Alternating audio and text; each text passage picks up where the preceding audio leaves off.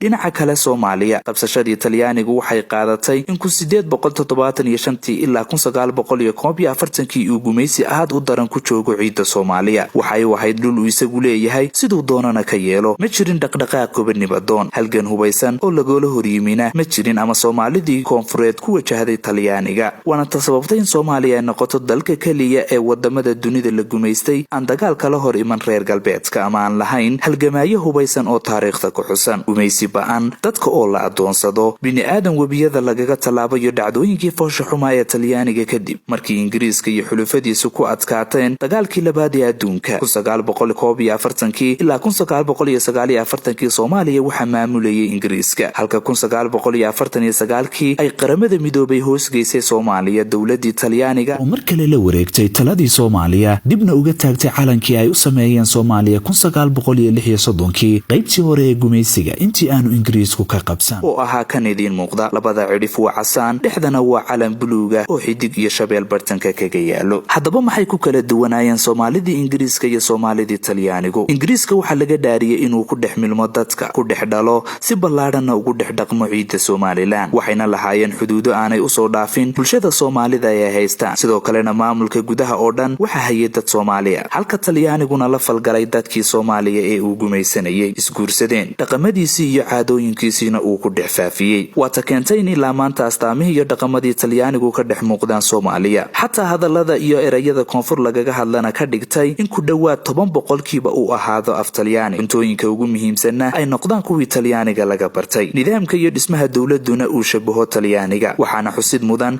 in dhammaan dadkii maamulaya Soomaaliya goboladii Talyaanigu haysteen ay ahaayeen dad Talyaaniya markan waxaynu galaynaa labada calan iyo halka ay ka kala yimaadeen ugu horreyn ku bilaabanay halka uu ka yimi calanka cirka weeg ee Soomaaliya adeegsato waqtigan ayna xidigta cadi ku taalo sida idin muuqata calankan oo calankii Talyaanigu sameeyay markii qaramada midoobay Ingiriisku ku wareejiyay Soomaaliya waxa uu yimi Talyaanigu iyada oo la sii aasaasay urur lagu magacaabi jiray SYL oo abuuristiisa maamulka Ingiriisku ku lahaa una doonayay inuu afkaartiisa ku sii shubo Soomaaliyana kaga tago ka hor inta aanu qaadan go'aankii uu qaramada midoobay isaga dhiibay Soomaaliya isla markaasna laga soo dheegay laba urur oo gobonimo doon ahaa oo Somaliland Ingiriisku xukumayay ka jiray 10 sano jir ahaana waqtigaas la aasaasay SYL warbixin gaar ah baan idinka diyaarin doonaa si hadda calanka aynu ku guda jirnaayo dhalinyaradaas ayaa calankan soo minguuriyay waxayna Talyaaniga calankiisa ka soo dhex saarteen intii buluuga ahayd iyo xidigtii shabeelkii ku dhinac yaalayna astaanta qaranka ay ilaa hadda ay adeegsato Soomaaliya ayay ka dhigeen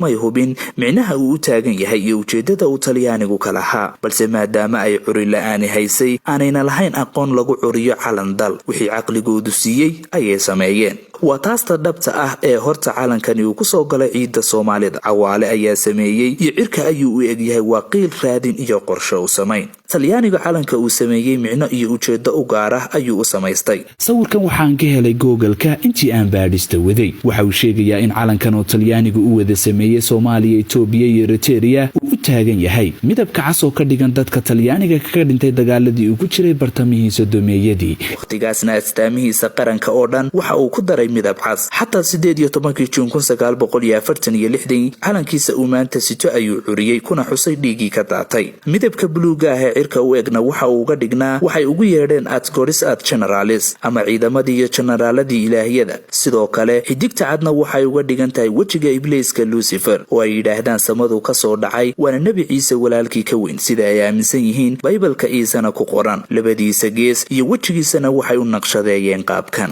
aan dul istaagno halku dhiga ah Adgoris ad Generalis ee calankaas Talyaanigu sameeyay qaybta buluuga ah uu ka dhigan yahay waa halku dhiga ay adeegsadaan dadka shayaadiinta caabuda soona bilaabmay waqtigii jamhuuriyaddii shayaadiinta ee Westphalia loo halgamayay ku 810 ilaa maantana way adeegsadaan dadka aaminsan qadiyadaasi sidoo kale heesta calanka ee dadka shayaadiinta caabuda waxa halku dhig u ah eraygaas wax yar aan idin daawatiyo heesta calanka dadka shayaadiinta caabuda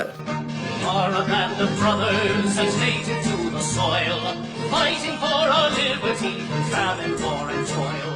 Hurrah, hurrah, for Southern rights, hurrah, hurrah, for the unequal flag that bears a single star. Su'aasha isweydiinta waxay tahay midabka cirka u eegiyo shayaadiinta maxaa ka dhaxeeya hadii aad u fiirsato ururada adduunyada maamula ee lagu eedeeyo inay caawimo ka helaan shayaadiinta ibliisna caabudaan awoodii iyo dhaqaalihii dunidana gacanta ugu jirto dhamaantood calamadooda waxay u eegyihiin cirka sida qaramada midoobay midowga Yurub FIFA UNESCO UNHCR International Monetary Fund WFP Facebook Twitter Instagram CIA World Bank iyo dhamaanba kuwa awoodda iyo dhaqaalaha dunidu gacanta ugu jiro ee lagu eedeeyo inay gacan leeyihiin maansooniyada astaamahooda iyo calaamadahooduba waa buluug cirkawe dhanka kale xataa hadii aad raadiso waxay diintu ka aaminsan tahay midabka cirkawe waxa jirta aayadda 102 ee suuratu Daaha suurada 20aad ee Quraanka Kariimka ah waxa uu Ilaahay ku leeyahay yawma yunfiqu fi suuri wa nahshuru lil mujrimiina yawma idin surqa aayadan ay culimada tafsiirka ka bixiya laba micno oo isku dhow u yeelaan culimada qaar waxa ay ku fasiraan in Ilaahay leeyahay maalinta qiyaamaha waxay iman doonaan kuwa sharlayaasha ahi iyaga oo indhahoodu u egyihiin midabka cirka halka culimo kalena ku tafsiiraan maalinta qiyaamaha waxa la soo tumi doonaa mujrimiinta iyagoo sita calaamado cirka u eg oo kala duwan taas waxay muujinaysaa xiriirka ka dhaxeeya midabka cirka iyo kuwa dunida ku dambaaba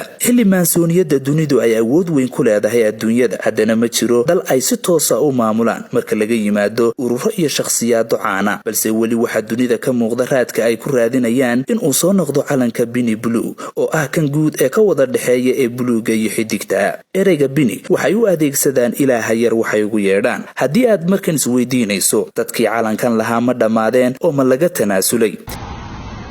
halkani waa Florida halkan calanka ku aragtaan oo calanka Soomaaliya ee buluuga ahaa ee xidigta cad iyo shangeesta ahaa wadankan calamada waxa loo sudhaa dadba waxa ay ma aragtay aaminsan yihiin laakiin waa maxay sababta calankan Soomaaliya halkan u suran yahay waa macna kale calankan meel walba oo ku arkaysaa Florida uu suran yahay wadooyinku suran yahay waa calaamad lagu garto dadka shayaadiinta caabuda calaamadoodu waa calanka Soomaaliya calankaas ayaa meel walba u suran calanka halka waxa degan dad shayaadiinta caabuda marka dadka reer Soomaaliya ha isweydiiyaan calanka halku ka yimid cidii uu keentay iyo sababta calankan shayaadiintu dadka caabuda leeyihiin December sanadkii tagay calankan waxa heestiisii dib u soo qaaday nin ka mid ah fanaaniinta caanka ah ee maansooniyada aaminsan When our rights were threatened the cry rose near and far Hooray for the bonny blue flag that bears a single star Hurrah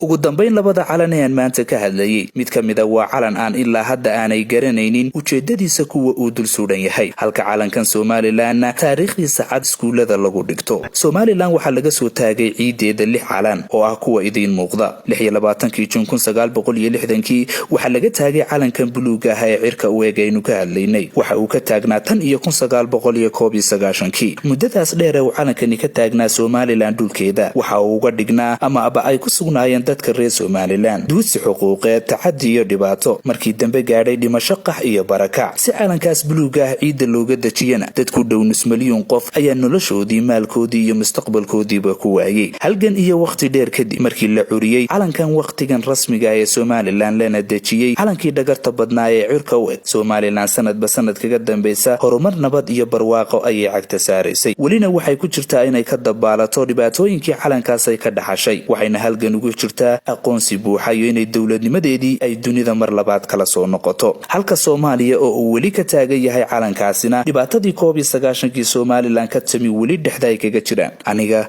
waxay la tahay sababta ugu weyn ee dhibta keentaba waa calanka